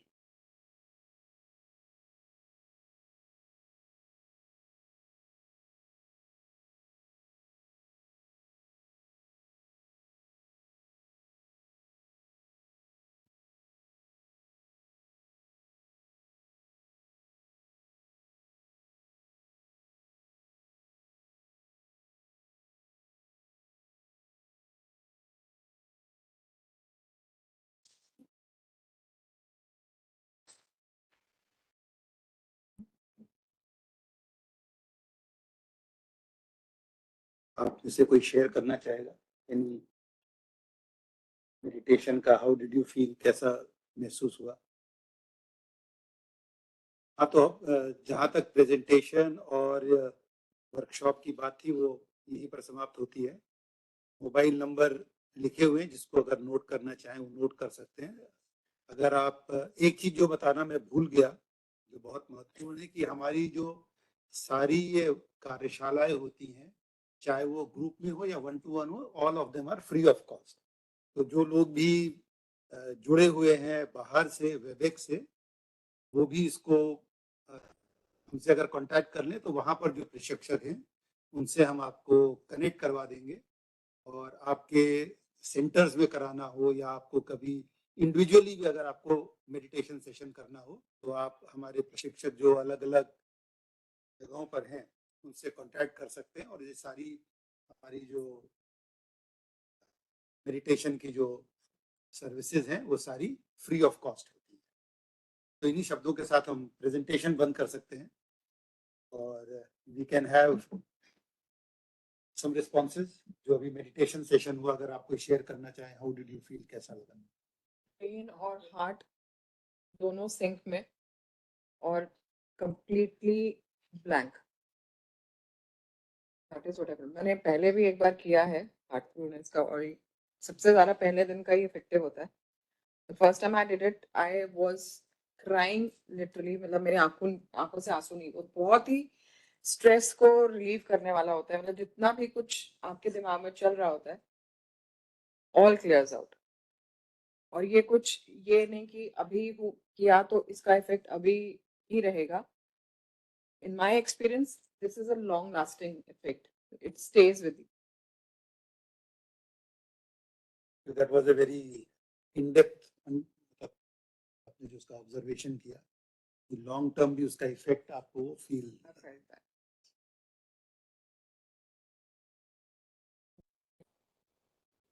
फील्ड से भी अगर कोई सब कैसे रोक सकते हैं? जैसे हम मेडिटेशन में गए, बट एक थॉट्स जो हमारे डे के पूरे पुराने जो भी थॉट्स हैं उस टाइम पे हमें आते हैं, तो हाउ कैन वी स्टॉप? और उसकी एक स्टोरी बनती रहती है माइंड में और हमें फील भी नहीं होता कि हम उधर चले गए, उस तरफ चले गए ध्यान से।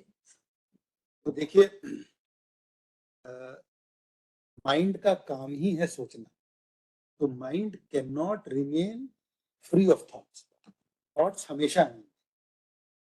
उनको सीखना क्या है कि किस थॉट को तवज्जो देनी है, किस थॉट को स्ट्रेंथ देनी है, किस थॉट के बारे में सोचना है। तो जब भी, जैसा भी विनीता जी ने जब मेडिटेशन करवाया, तो उन्होंने एक डायरेक्शन दिया था कि अब हम क्या करते हैं, थॉट्स आ रहे हैं जा रहे हैं, तो इसमें हम एक थॉट और डाल दे रहे हैं। वह थॉट क्या है कि मेरे हृदय में दिव्य प्रकाश मौजूद है जो मुझे अंदर की ओर आकर्षित कर रहा है।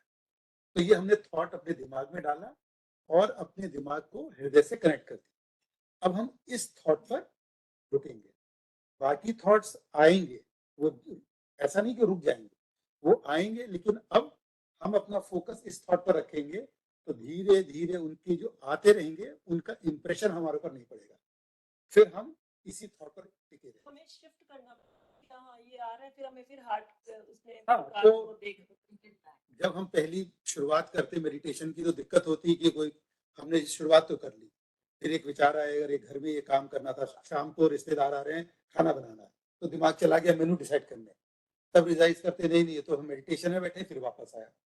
तो जैसे वो पेंडुलम वाली घड़ी होती है, तो विचार जाएगा, फिर हम उसको लेकर आते हैं, लेकिन जब हम कुछ देर तक प्रैक्टिस करते हैं या 1-2 दिनों तक प्रैक्टिस करेंगे तो ये जो सेंटर से शिफ्ट है धीरे धीरे कम होने लगता है। इसीलिए मेडिटेशन के लिए जो मिनिमम टाइम प्रिस्क्राइब्ड है कि मिनिमम 30 मिनट तक इसको करें, क्योंकि शुरू के 2-4 जैसे नींद भी हमको तुरंत नहीं आती है, कभी इधर पलटते हैं, कभी उधर पलटते हैं, फिर धीरे धीरे नींद आती है, फिर डीप स्लीप में जाते हैं। तो मेडिटेशन की जब हम शुरुआत कर रहे हैं तो हो सकता है हमने ये विचार दे दिया कि दिव्य प्रकाश मौजूद है, थोड़ी देर रहा और फिर कोई विचारों के साथ दिमाग चला गया, फिर हम उसको वापस लेकर के आते हैं, फिर थोड़ी देर में फिर गया तो थोड़ी दूर गया, लेकिन तुरंत हमको याद आ जाता है नहीं हम मेडिटेशन में बैठे। तो ऐसे धीरे धीरे धीरे करके हम फिर विचार यहाँ पर हमारा अटक जाता है, और जब हम इसकी लगातार प्रैक्टिस करते रहते हैं तो ये पेंडुलम वाली स्थिति फिर आना बंद हो जाती है। तो it is just a matter of practice. Can I say something? हम जैसे for me what works is, मतलब मुझे ऐसा लगता है हर किसी के लिए अलग अलग कोई एक थॉट हो सकता है, कोई भी एक पॉजिटिव थॉट को आप पकड़ लें, क्योंकि हम क्या सोच रहे हैं ये हमारे कंट्रोल में होता है, तो वो एक कोई भी पॉजिटिव थॉट को लेके अगर हम उसको ही बार बार सोचते रहें, फॉर मी मुझे ऐसा लगता है कि और कुछ नहीं समझ में आता तो मैं ओम चैंट करती रहती हूँ मन में, मतलब अभी जैसे थॉट स्टार्ट हो रहा है तो ओम ओम मन में बस हो, तो वो अगर मन में आप एक ये पॉजिटिव कोई भी चीज अगर आप साउंड को वो करेंगे तो फिर बाकी थॉट्स अपने आप बीच में से हट जाते, बीच में टूटता ही है। और आई थिंक मेरे साथ ही हो रहा है। नहीं वो सब हम उसका होगा इसमें। जो प्रैक्टिस की बात आपने बोला, रूटीन में आ जाता है। क्या इतना लंबा थोड़ी होता है यार ये मेडिटेशन। आइए आइए, आपको हमको लंबा और लंबा करवा देंगे मेरी और पोजीशन में आ गया और वो ये छुट्टे जाने भोपाल सेंटर जाकर के मेडिटेशन करवानी। और जब हम मेडिटेशन करें तो हमको बार बार उस थॉट को याद दिलाने की जरूरत नहीं है कि दिव्य प्रकाश मौजूद है, मौजूद एक बार बोल दिया, फिर थॉट जैसे चला जा रहा है तो ध्यान जब आ गया कि थॉट चला गया फिर उसको ले आए। फिर नहीं, अगर हम नहीं सोचेंगे लेके मतलब दिमाग उधर लेके जाएंगे तो बस थॉट पूरी एक स्टोरी बनाते हैं, बहाने बनाए। तो इसलिए उसको चेक करना कि अच्छा थॉट जा रहा है तो फिर उसको लेकर आए। बाद में ये रियलाइज किया रहे ये तो कल का कुछ था एपिसोड हुआ था। देखिए ये भी एक स्टडी है कि जो हमारे जो विचार आते हैं 70% of the thoughts are repetitive thoughts, जो कल आए थे वही थॉट्स फिर आए, ऐसा नहीं कि विचार बदलते जा रहे, वही थॉट कल भी आए, वही थॉट परसों भी आए, और उसका भी जो एक उसमें से भी 70% हमारे थॉट्स नेगेटिव होते हैं। हम हमेशा बुरा ही सोचते हैं, अरे कहीं गड़बड़ ना हो जाए, अरे घर से बाहर गए तो कुछ हो ना जाए, अरे संभल करके रहना, पता नहीं आगे क्या होगा, अभी मेरी तबीयत ऐसी चल रही है आगे पता नहीं क्या होगा। तो हमारे जो थॉट्स हैं एक तो रेपिटेटिव है और ऊपर से वो रेपिटेशन नेगेटिव है। तो आप बताइए कि जब इतने अंदर हम नेगेटिव थॉट्स का पोषण होता रहेगा तो उन सबका असर तो हमारे ऊपर होगा ही। We are all vibrational beings, हमारे सब वाइब्रेशन, तो सब वो नेगेटिव वाइब्रेशन से हमको इम्पैक्ट कर रहे हैं। तो ध्यान की प्रक्रिया जब हम करते हैं तो वो जो थॉट का पैटर्न है वो ब्रेक होता है, तो दिमाग में आ रहे हैं लेकिन चले जा रहे हैं, उनका इंप्रेशन हमारे ऊपर नहीं पड़ता। फॉर एग्जाम्पल एक और उदाहरण देता हूँ, हम सब शायद ड्राइविंग करते होंगे, तो जब हम ड्राइव करते हैं तो सामने से और पीछे से इतनी गाड़ियां आती हैं, तो हम हर गाड़ी को थोड़ी देखते हैं कि अरे ये गाड़ी कौन सी है, कौन चला रहा है, इसका नंबर क्या है, कलर क्या है, हम तो सिर्फ सामने की सड़क देखते हैं और मेरी गाड़ी कैसी चलती चली, तो we focus on where we are. तो सेम ध्यान के समय भी मेरी गाड़ी है यहाँ पर, मुझे इस पर ध्यान देना, बाकी जो विचार हैं वो आते रहे जाते रहे, उन पर ध्यान हम धीरे धीरे जब छोड़ना बंद करेंगे तो फिर हमारा फोकस डेवलप होना शुरू होता है।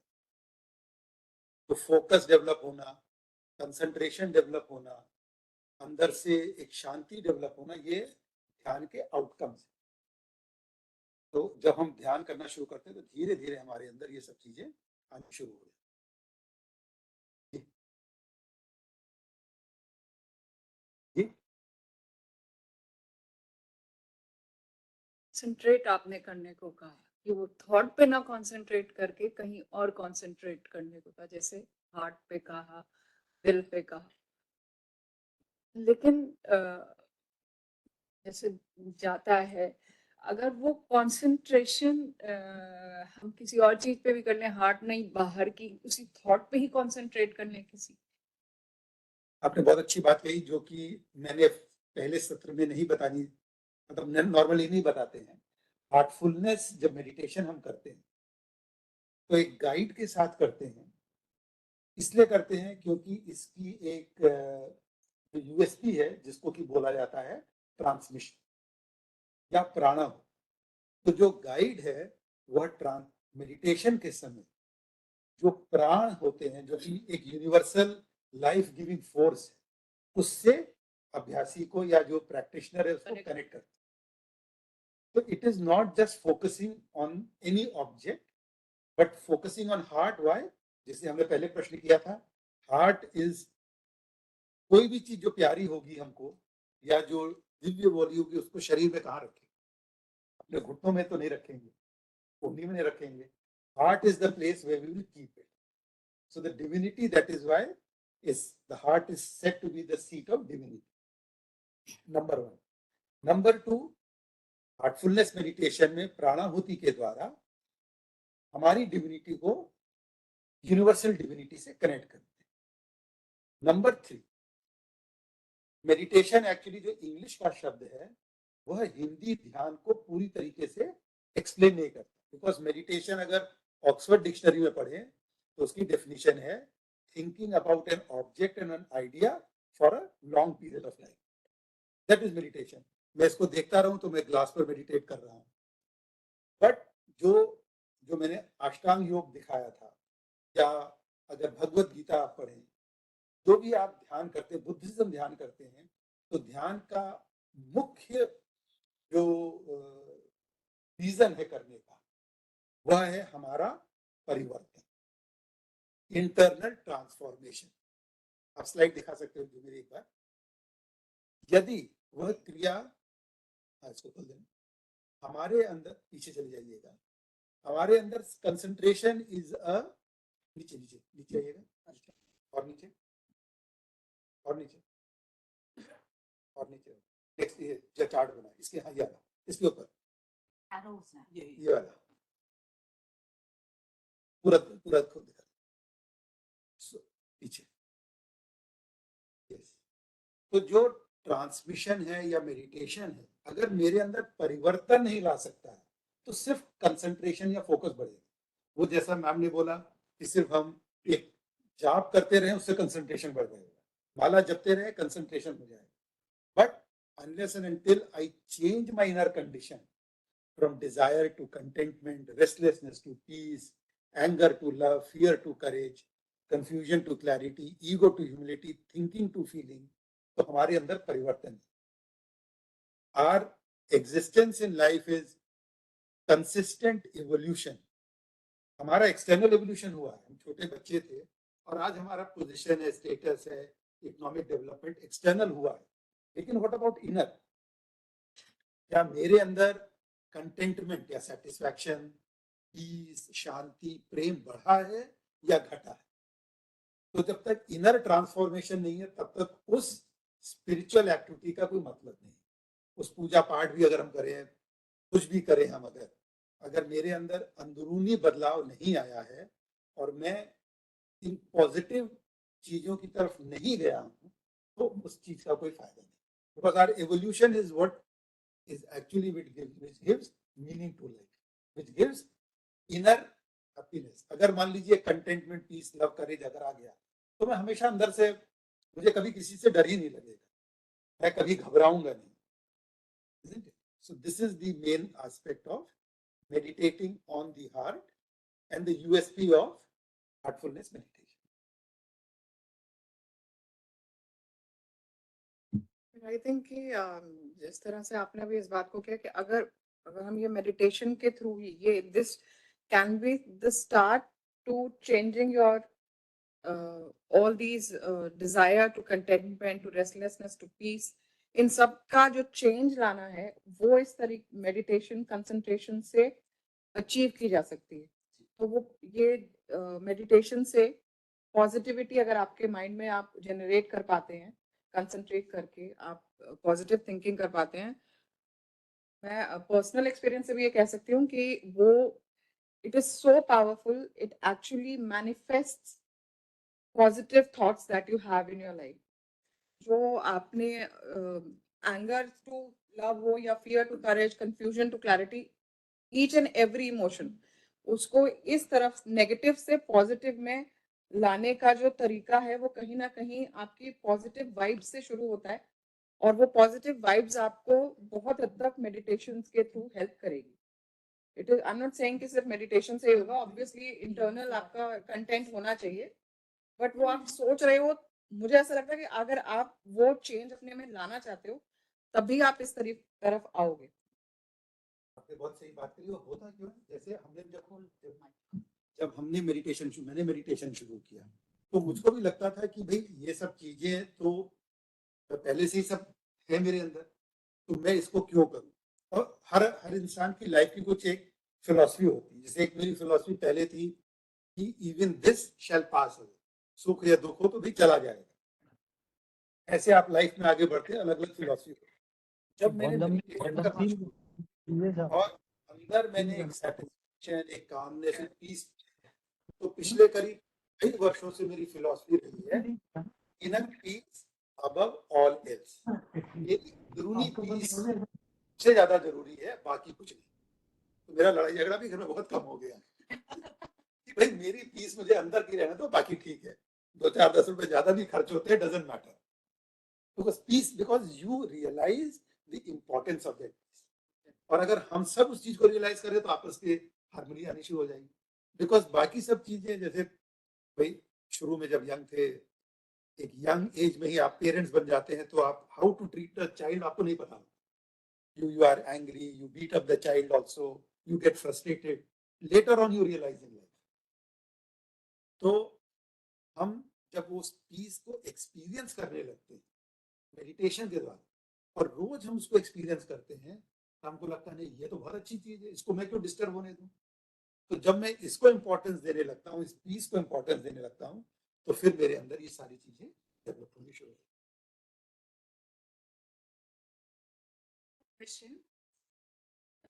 In this modern world, have, all of each one of us are going through so many personal struggles, maybe work-related stress that makes us overwhelmed, at times.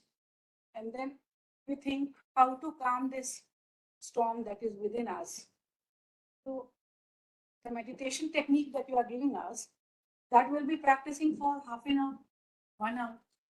What about the rest of part of the day? So that is what I showed, that cycle that I showed you, कि उसको दिखा दीजिएगा वर्षा। Supposing I have a fight with my child, means grown-up child, I'm in a stew, at times I'm in a dilemma, I feel I'm in a pickle, means whole day is something or the other. What about morning time or that meditation time is okay, that is all very good, perfect. What about the rest part of it?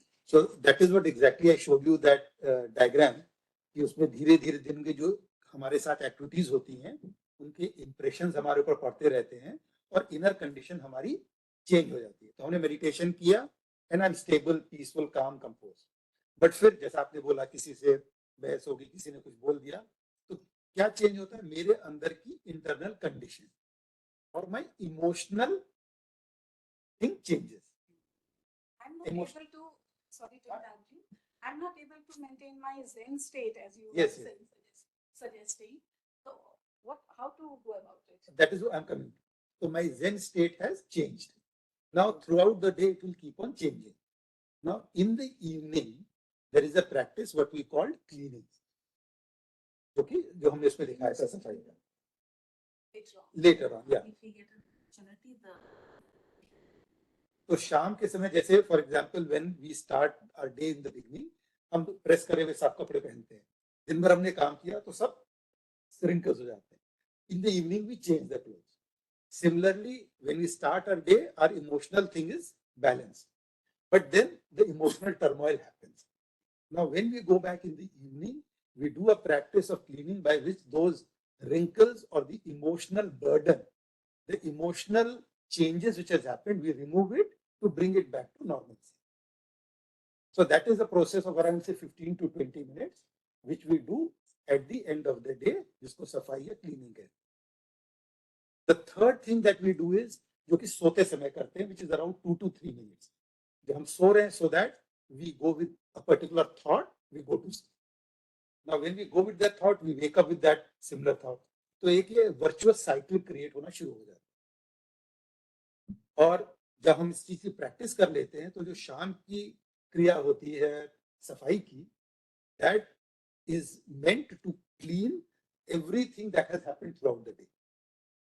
But for example, we know by experience कि हम खाना खा रहे हैं मान लीजिए और सब्जी गिर गई, तो हम वेट तो नहीं करते कि शाम को साफ करेंगे, immediately we go to the washroom और खुद सफाई कर लेते हैं.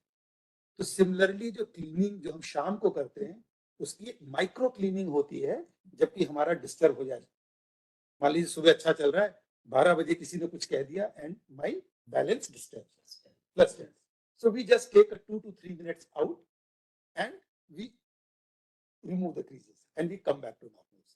So that is the second practice which we do it. अगर कभी टाइम मिलेगा, if you can connect with her one-to-one also or in a group also, and that is a much more powerful and an important technique.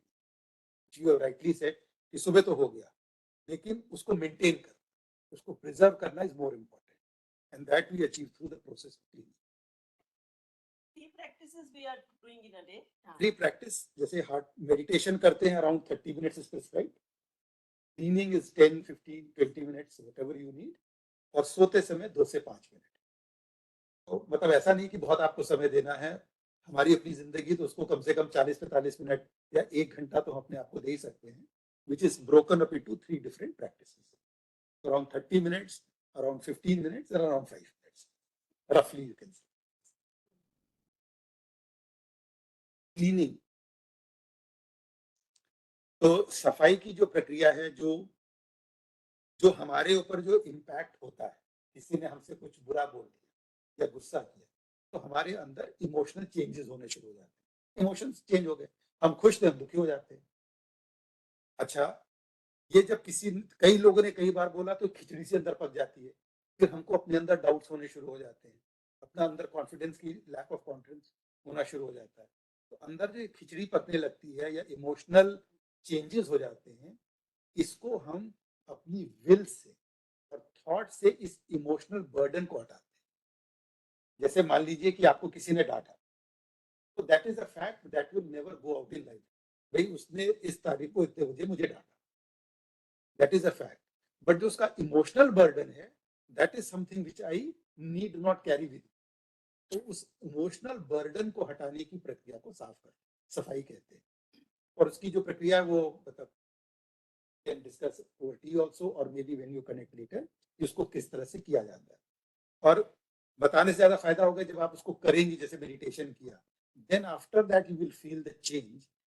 इसको करने से मेरे अंदर जो lightness feel हुई है, दैट यू विल रियली. तो इमोशनल बर्डन को हटाने की क्रिया को हम सफाई कहते हैं. तो ये मेडिटेशन और क्लीनिंग एक साथ की जा सकती है? Normally not.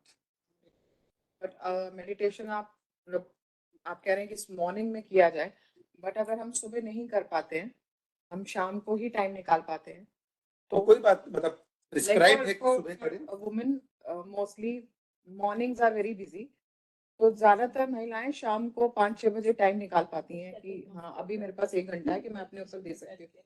तो उस टाइम पे ही वो मेडिटेशन भी कर पाएगी और उसका सारा दिन का जो टेंशन स्ट्रेस जो है वो भी उस टाइम पे ही इफेक्टिव होगा, मतलब तो उसके लिए मैं ये आपको सजेस्ट करूंगा कि अगर सिर्फ शाम को समय है, then you do cleaning. Cleaning is more important, सफाई इज मोर इम्पोर्टेंट, क्योंकि दिन भर का जो बर्डन है वो, जैसे हम ध्यान में बैठेंगे तो बर्डन हमको खींचता रहेगा, जैसे अभी मैम ने बोला। तो इससे अच्छा है कि उस बर्डन को मैं हटा लूं, और उसके साथ ही अगर मैं मेडिटेटिव स्टेट में चले जाऊं तो कोई दिक्कत नहीं। तो अगर सिर्फ आपको दिन भर समय नहीं मिला तो शाम को समय मिला तो क्लीनिंग करिए और फिर मेडिटेशन। आइडियली तो है meditation, cleaning and night, but नहीं है समय तो क्लीनिंग इज। एक और रीजन से मुझे लगा क्योंकि since we are able to achieve, जो मैंने कहा कि एक माइंड एंड हार्ट का जो सिंक हो जाता है मेडिटेशन के बाद, तो उस टाइम पे नेगेटिव थॉट्स को, नेगेटिव फीलिंग्स को निकालना मुझे ऐसा लगता है आसान होता है। तो वो क्लीनिंग के थ्रू वो निकल सकता है। क्लीनिंग के थ्रू निकल जाए। क्लीनिंग के थ्रू तो cleaning actually is more powerful. It's likely, मतलब उसको उसमें समय लगता है, इसलिए हम उसको दूसरे दिन कराते हैं कि पहले आप मेडिटेशन सीख लें, क्योंकि this is more simple and उसका इफेक्ट तुरंत फील होता है। और meditation in fact cleaning is much more powerful, क्योंकि जैसे कपड़े हैं, एग्जाम्पल दिया, इस कपड़ों को आप धोते हैं तो वैसे ही हम अपने इमोशनल बॉडी को धो रहे हैं, उसकी सफाई। You imagine how fresh it is.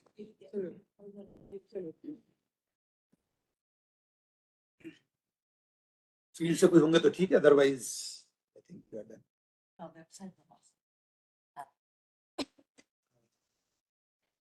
ठीक है, तो फील्ड से जो जुड़े हुए लोग हैं उनको एक और जानकारी देना चाहेंगे कि एक आप इंटरनेट में जाकर के हार्टफुलनेस टाइप करेंगे तो हमारी वेबसाइट मिल जाएगी, और उस वेबसाइट में आपको सारी इंफॉर्मेशन मिलेगी। और अगर आप मोबाइल फोन में ऐप में जाएंगे तो हार्टफुलनेस ऐप को अगर आप सर्च करते हैं तो आपको एक फ्री ऐप मिलेगा, जिसको डाउनलोड करके आप ये जो अभी हम लोग डिस्कस कर रहे थे, सफाई, मेडिटेशन, इनर कनेक्ट इत्यादि, ये सारी क्रियाएं उसमें सिखाई भी जाएंगी, वीडियोस भी हैं, और आप किसी भी समय किसी ट्रेनर के साथ भी कनेक्ट हो सकते हैं। तो वेबसाइट और ऐप आप दोनों कर सकते हैं। अपॉइंट योर ट्रेनर, जी? ऐप के थ्रू ट्रेनर अपॉइंट कर। हाँ, जब आप उसमें बोलें कि I want to meditate with the trainer, so all of us who are the trainers, हमारे पास एक मैसेज आ जाता है कि there is someone who wants to have a meditation session, so anyone who is free he says okay, तो वो उसके साथ कनेक्ट हो जाए। And it can get connected anywhere in the world. तो आपको मान लीजिए रात में 2 बजे सोचे कि अच्छा बहुत परेशानी हो रही, मुझे 2 बजे मेडिटेशन चाहिए, तो ऐसा मत सोचिए अरे सब सो रहे होंगे, यहाँ सो रहे होंगे तो यूएसए में जगह होगा, तो कोई ना कोई आपके साथ कनेक्ट हो जाएगा। Sir, may I ask you one question? I'm calling from Jaipur, sir. Yes, please. Assam Sector Headquarters, DIG Adams. Sir, can we have your mobile number, please? It will be very helpful for us if we have a please note कर लीजिए आप, 9958 जी 156 जी 786। I'm repeating that number, sir. What I have noted: 99581 56786. बिल्कुल सही है जी, as you say Roger. thank you, sir.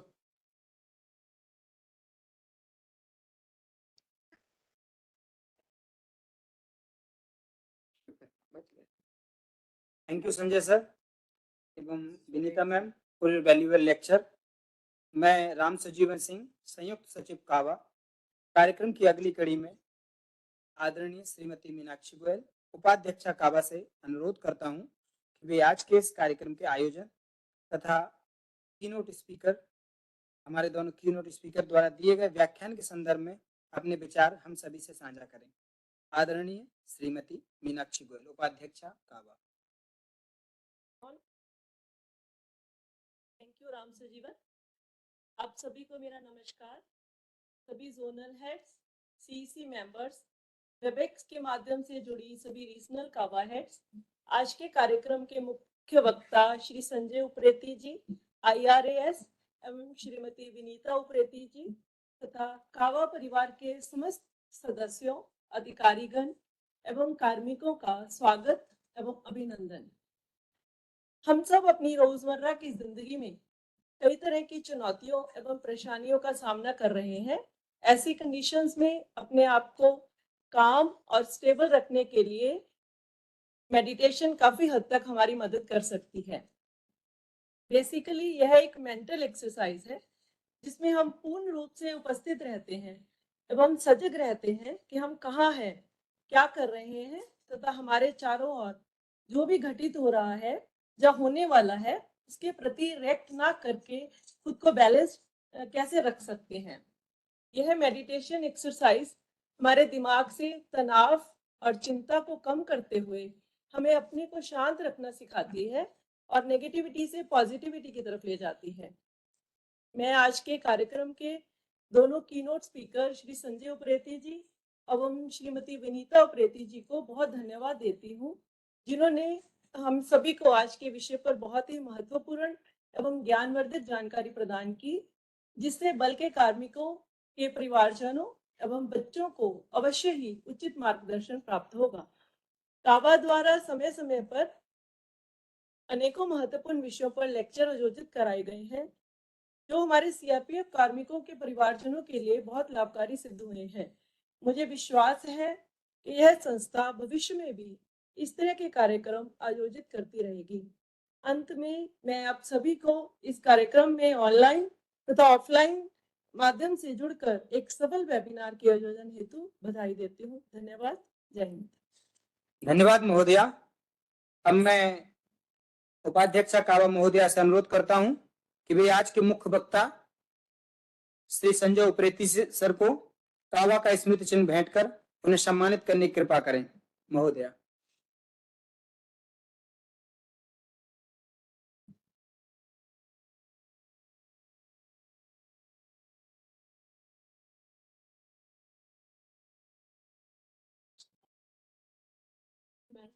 हाँ ma'am, एक और लेकर आए।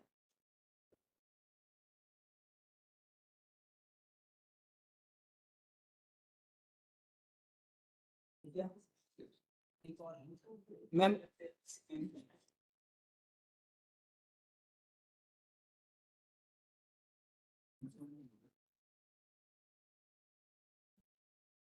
एक और देना ना। दो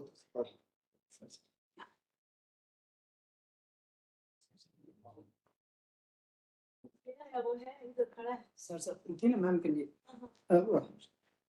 अब मैं महोदया से आग्रह करूंगा कि हमारी आज की को स्पीकर श्रीमती विनीता उप्रेती जी को कावा का स्मृति चिन्ह भेंट कर उन्हें सम्मानित करने की कृपा करें।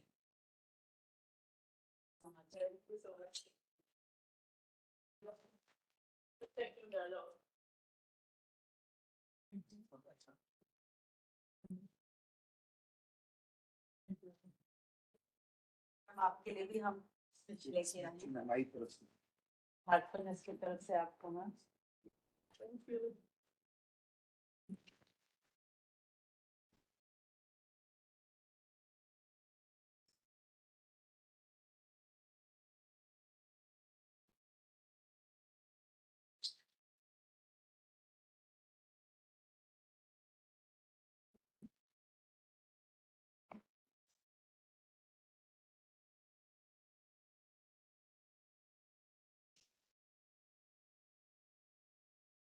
कार्यक्रम के अंतिम पड़ाव धन्यवाद ज्ञापन।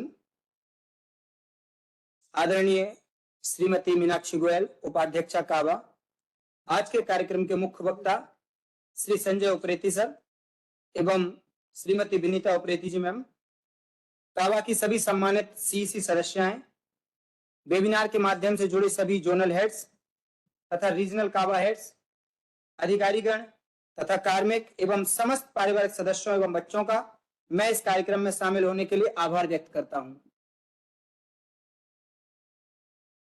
कावा द्वारा जो प्रतिमाएं अलग अलग विषयों पर लेक्चर का आयोजन का मुख्य उद्देश्य हमारे बल के कार्मिकों एवं उनके परिवार के सदस्यों का ज्ञानवर्धन करना है। कार्यक्रम के शुरुआत में ही जो आज का सेशन शुरू हुआ, वो सेशन जो सर ने शुरू किया वो खुशी और आनंद से शुरू किया और लगभग यही उद्देश्य था। सर ने जो खुशी पाने के लिए जो हम आज के जीवन में लगातार भौतिक संसाधनों के पीछे दौड़े जा रहे हैं, जबकि एक साथ ही एक सर ने डेटा दिखाया जो यूएसए का डेटा था, जो कि एक संसाधन संपन्न राष्ट्र है, साथ ही डेवलप्ड कंट्री है, जिस तरफ हम जाने की ओर अग्रसर हैं। वहां पर लगातार खुशी, होप और आनंद का जो डेटा है वो लगातार ह्रास हो रहा है, मतलब घटता जा रहा है, और हम उसी भौतिक संसाधनों को जुटाने के लिए की ओर अग्रसर होते जा रहे हैं। इसलिए कह सकते हैं कि हमें खुशी की बजाय आनंद की ओर अग्रसर होना चाहिए, और आनंद का जो मूल है वो हमारे भीतर ही कहीं निहित है। जैसा कि सर ने बताया कि यह हमारे महान दार्शनिक विवेकानंद जी ने भी कहा था कि आनंद का मूल हमारे भीतर ही है। इसीलिए कहते हैं कि खुशी पाने के लिए कहीं कुछ लिखा हुआ पढ़ा हुआ खुशी नहीं दे सकता है, ना ही खुशी पाने के लिए आपको कुछ पढ़ने समझने की आवश्यकता है। खुशी आपको अपने भीतर ही मिल सकती है। इसीलिए किसी शायर ने भी कहा है कि धूप में निकलो, घटाओं में नहाकर देखो, जिंदगी क्या है किताबों को हटाकर देखो। तो मतलब आपका जो आनंद का मूल है वो आपके भीतर है, आप स्वयं के भीतर वो सब तलाशें और आपको अपनी प्रसन्नता का मूल मिल जाएगा। अंत में मैं कार्यक्रम के दोनों मुख्य वक्ताओं को धन्यवाद देता हूं। यहाँ आकर आपने इतना सुंदर व्याख्यान दिया, और आपका व्याख्यान कितना सुंदर था यह इस बात से भी पता चलता है कि हमारा केवल कुछ लोगों के बीच ही इतना अच्छा एक इंटरेक्टिव सेशन चला, जो कि हमारे प्लान में नहीं भी था, फिर भी इतना अच्छा एक इंटरेक्टिव सेशन चला। उससे पता चलता है कि हम लोग आपके लेक्चर में कितने इन्वॉल्व थे और कितना अपने आप को कोरिलेट कर पा रहे थे उस लेक्चर से अपने आप को। तो अंत में मैं पुनः आज के दोनों स्पीकर्स का धन्यवाद देता हूं। इस बेहतरीन कार्यक्रम हेतु उपाध्यक्षा कावा के विशिष्ट मार्गदर्शन के लिए सादर आभार प्रकट करता हूं। साथ ही सभी सीईसी मेंबर्स, वेबिनार से जुड़े सभी जोनल रीजनल कावा heads, IT branch, Adam branch, CRPF के वरिष्ठ अधिकारीगण, कार्मिक एवं समस्त परिवारजनों का कार्यक्रम में शामिल होने तथा कार्यक्रम के सफल आयोजन के लिए धन्यवाद प्रेषित करता हूं। इसी के साथ यह कार्यक्रम यहाँ समाप्त हो जाता है। यहाँ उपस्थित सभी सदस्यों से मैं आग्रह करता हूं कि हाई टी के लिए 5th फ्लोर सेमिनार हॉल के अग्रसर करें। धन्यवाद।